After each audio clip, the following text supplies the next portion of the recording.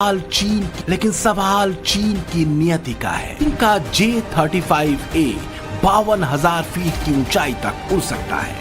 इसकी speed 2470 kilometre प्रति घंटा है। खतरनाक बताए जा रहे J-35 की रेंज 1250 किलोमीटर है और वजन 28,000 किलोग्राम।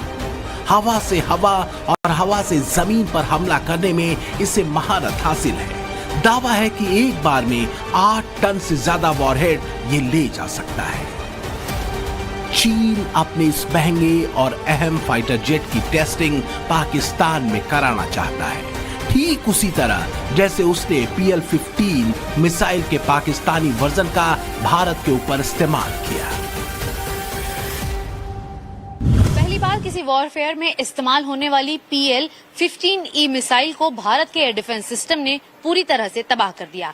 पंजाब के होशियारपुर में इसे अलग अलग टुकड़ों में पाया गया।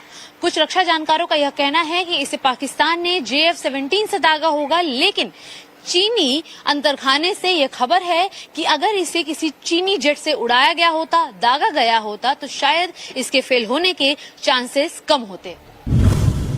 करीब 150 किलोमीटर की मारक क्षमता वाली इस मिसाइल के खोखे भारत के पास हैं और चीन को डर सता रहा है कि कहीं उसकी तकनीक पूरी दुनिया के सामने एक्सपोज ना हो जाए। रिपोर्ट्स के मुताबिक फाइव आइज कंट्री यानी अमेरिका, ब्रिटेन, ऑस्ट्रेलिया, कनाडा और न्यूजीलैंड ने भारत से इस मिसाइल के मलबे की स्टडी करने की मांग की है। फ्रांस और जापान भी चाइनीज मिसाइल के मलबे की जांच करना चाहते हैं ताकि इसमें इस्तेमाल की गई तकनीक के बारे में जानकारी जुटाई जा सके। हर कोई ये जानना चाहता है कि 6000 किलोमीटर प्रति घंटे की रफ्तार वाली जिस मिसाइल को चीन ने 10 साल पहले बनाया था, क्या वो डिकोड हो सकती है या फिर इस वेरिएंट का तोड़ निकाला जा सकता है, क्योंकि इस मिसाइल में रडार सिग्नेचर है जो टारगेट को विजुलाइज करता है। इसकी मोटर स्ट्रक्चर के जरिए यह जाना जा सकता है कि स्पीड किस तरह काम करती है। गाइडेंस सिस्टम भी इसमें होता है जिसे मिसाइल को रास्ता दिखाने वाली टेक्नोलॉजी कहते हैं। ये मिसाइल AESA रडार यानी एक्टिव इलेक्ट्रॉनिकली स्कैन्ड एरे से लैस है। माना जा रहा है कि PL-15E मिसाइल के टुकड़ों में अगर ये सही सलामत पाए गए तो बहुत बहुत अहम जानकारी मिल सकती है। उसमें हम इसका रडार सीकर जो इसमें लगा हुआ है, एक्टिव रडार सीकर, हम उसको एनालाइज कर सकते हैं कि उसकी फ्रीक्वेंसी बैंड्स क्या हैं और उसका रेजिस्टेंस टू जैमिंग क्या है। दूसरा, इसका प्रोपल्शन सिस्टम जो है, हम उसको सॉलिड फ्यूल रॉकेट मोटर को हम इसको स्टडी करके इस मिसाइल की रियल रेंज, बर्न टाइम और स्पीड एनवलप पता लगा सकते हैं। इंटरनेशनल लेवल पर चीन की PL-15E मिसाइल को लेकर बहुत ज्यादा हल्ला है। चीन के हथियारों की विश्वसनीयता पर पहले भी सवाल उठ रहे थे, लेकिन अब इसके फेल होने पर भारत उस हवा की हवा निकाल सकता है जिसकी दम पर चीन गीदड़ भभकी देने की कोशिश करता है। भारत के पास चीन की PL-15E के मुकाबले अस्त्र MK2 है जो साल के आखिर या 2026 में एक्टिव हो जाएगी। अस्त्र MK2 की रेंज 150 से 160 किलोमीटर है। अस्त्र MK2 मिसाइल करीब 55,000 किलोमीटर की स्पीड से टारगेट को हिट करने में सक्षम है। ये हवा से हवा में ही मार कर सकती है। PL-15E के जवाब में अमेरिका AIM-260 डेवलप कर रहा है। इसकी रेंज 200 किलोमीटर तक रहने वाली है। ऐसी चर्चा है कि अमेरिका की AIM-260 की रफ्तार 6000 किलोमीटर तक होगी। फ्रांस की बात करें तो फ्रांस के पास PL-15E मिसाइल का मुकाबला करने के लिए मेटियोर मिसाइल है जिसे राफेल से लॉन्च किया जाता है। ये हवा से हवा में मार करने वाली मिसाइल है। इस मिसाइल की रेंज 150 किलोमीटर है। ये लड़ाकू जहाजों को आसानी से अपना निशाना बना सकती है। अब इसे इत्तेफाक कहिए या संयोग, ऑपरेशन सिंदूर खत्म होने के कुछ ही दिन बाद चीन ने स्टेल्थ फाइटर जेट को ट्रैक करने वाले JY-27V रडार को पहली बार दुनिया के सामने दिखाया। पाकिस्तान पहले से ही चीन के एयरक्राफ्ट J-10C और JF-17 का इस्तेमाल करता है।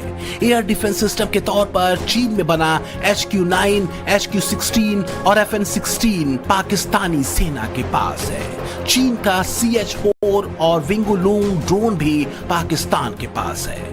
हंगोर कैटेगरी की 2 पनडुब्बी चीन पाकिस्तान के लिए बना चुका है, जिन्हें 2028 तक सौंपा जाएगा। इसके अलावा अल खालिद टैंक को पाकिस्तान चीन के साथ मिलकर बना रहा है। वो अपने हथियारों का प्रयोग करना चाहता है और वैसे भी ऑपरेशन सिंदूर के दौरान भारत पाकिस्तान के चाइनीज एयर डिफेंस सिस्टम और रडार सिस्टम को पूरी तरह तबाह कर चुका है। पाकिस्तान तुर्की से S-400 डिफेंस सिस्टम से लड़ने के तरीके सीख रहा है और कतर से राफेल उड़ाने की ट्रेनिंग ले रहा है। माना जा रहा है कि ये सब चीन के इशारे पर हो रहा है, क्योंकि चीन एशिया का नया चौधरी बनना चाहता है और पाकिस्तान को अपने हिसाब से इस्तेमाल कर रहा है। की रिपोर्ट के मुताबिक चीन ने 2016 से 2020 के बीच पाकिस्तान को 38% हथियार बेचे, बांग्लादेश को 17% हथियार एक्सपोर्ट किए। इसके बाद नंबर आता है अल्जीरिया का, जिसे चीन ने 8.2% हथियार दिए।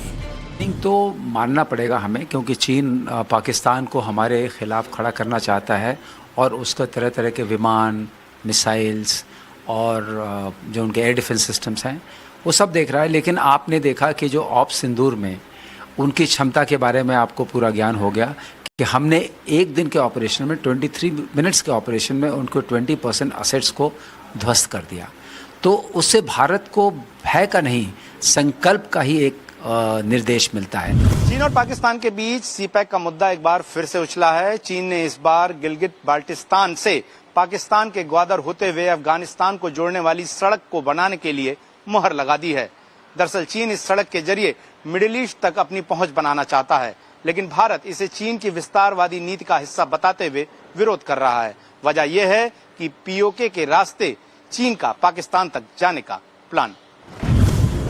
करीब 5 लाख करोड़ रुपए की लागत से बन रहे सीपैक प्रोजेक्ट की आड़ में चीन बहुत बड़ी साजिश रच सकता है और इसके सबूत कई बार सामने आ चुके हैं।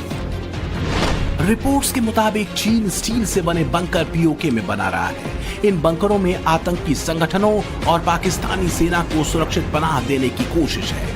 एनक्रिप्टेड मोबाइल टावर के जरिए कम्युनिकेशन को इंटरसेप्ट करने से रोकने की तरफ भी चीन ने कदम बढ़ा दिए हैं और अंडरग्राउंड फाइबर ऑप्टिक केबल भी चीन बिछा रहा है। ऐसा करके कम्युनिकेशन नेटवर्क को मजबूत करना वो चाहता है। चीन सीपैक की सुरक्षा के नाम पर ये सब करने में जुटा है और दावा तो ये भी किया जा रहा है कि पीओके में करीब $300 मिलियन तक का इन्वेस्टमेंट चीन की तरफ से हो सकता है। Only thing which remains to be discussed on Kashmir is the vacation of illegally occupied Indian territory in Pakistan occupied Kashmir. We are open to discussing that. Pakistan ने चीन के पीओके में बहुत बड़ी घुसपैठ करा रखी है और अब खुल्लम खुल्ला कश्मीर में चीन का इन्वॉल्वमेंट बता रहा है। अंदाजा इसी से लगा सकते हैं कि चीन किस तरह भारत को घेरने में लगा है। चीन ने पाकिस्तान में मोहम्मद डैम के निर्माण में तेजी लाना शुरू कर दिया है। चीनी मीडिया के मुताबिक डैम में कंक्रीट भरने का काम शुरू हो गया है। ये फैसला भारत के सिंधु जल समझौते को रद्द करने के बाद लिया गया। पाकिस्तान के खैबर पख्तूनख्वा प्रांत के मोहम्मद जिले में स्वात नदी पर बन रहा ये डैम दुनिया का 5वां सबसे ऊंचा डैम होगा। इससे पेशावर को हर दिन 30 करोड़ गैलन पानी सप्लाई किया जा सकेगा। वैसे तो इस डैम का काम 2027 तक कंप्लीट करने के कयास हैं, लेकिन नरेंद्र मोदी की आतंकियों को चेतावनी और फिर पीओके पर दृढ़ संकल्प के बाद इसे बड़ी हलचल बताया जा रहा है। विश्व समुदाय को भी कहूंगा, हमारी घोषित नीति रही है, अगर पाकिस्तान से बात होगी तो टेररिज्म पर ही होगी। अगर पाकिस्तान से बात होगी तो पाक ऑक्युपाइड कश्मीर पीओके उस पर ही होगी। बल्कि मोदी का हिंदुस्तान है जो डंके की चोट पर बॉर्डर पार बैठे आतंकियों का सफाया करता है और फिर जवाबी कार्रवाई में मिसाइलों से लेकर डिफेंस सिस्टम को तबाह करने का मादा भी रखता है। यही चीन की बेचैनी है।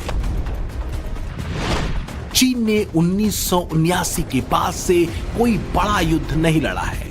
मॉडर्न वॉरफेयर में उसके हथियारों का इस्तेमाल भी नहीं हुआ था। उसे हिंदुस्तान की रक्षा ताकत के साथ तेजी से बढ़ती भारत की इकोनॉमी से भी दिक्कत है। अधिकारियों ने बांग्लादेश के रंगपुर डिवीजन में लालमोनिरहाट का दौरा किया था। भारतीय सीमा से 15 किलोमीटर दूर लालमोनिरहाट में एयरबेस है। खबरें ये भी हैं कि भारत को घेरने के लिए चीन इस एयरबेस को फिर से जिंदा करना चाहता है। कोशिश यही है कि पाकिस्तान के साथ साथ बांग्लादेश के जरिए भी अपने मंसूबों को वो नई हवा दे सके। वो इसके फिराक में लगा है। इसलिए कहा जा रहा है